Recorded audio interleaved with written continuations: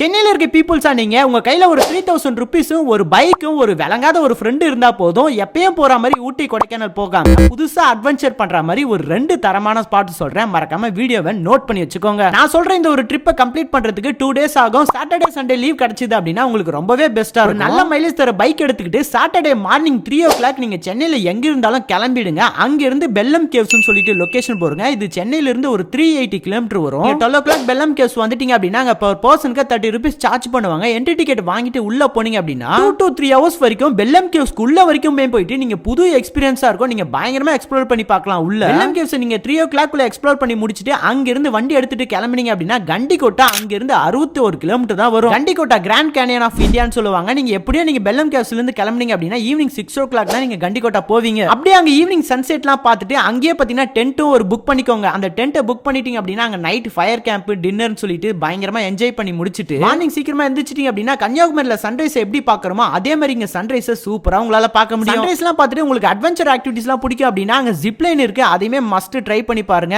ஏன்னா அங்க இருந்து ஆப்போசிட்ல போயிட்டு அங்க இருந்து பார்க்கும்போது வியூலாம் அந்த அளவுக்கு தரமா இருக்கும். கண்டிகோட்டால ஃபேமஸ் அங்க இருக்க கோட்டை தான். அங்க பாத்தீங்கன்னா ஒரு பெரிய கோவில் இருக்கு. பக்கத்துலயே மசூதியும் இருக்கு. அதை எல்லாத்தையுமே எக்ஸ்ப்ளோர் பண்ணி முடிச்சிட்டு கண்டிகோட்டா ஃபுல்லா எக்ஸ்ப்ளோர் பண்ணி முடிச்சிட்டு சண்டே 12 o'clockலாம் கிளம்பிருங்க. அப்பதான் நீங்க சென்னைக்கு 9 o'clock குள்ள வந்து சேர முடியும்.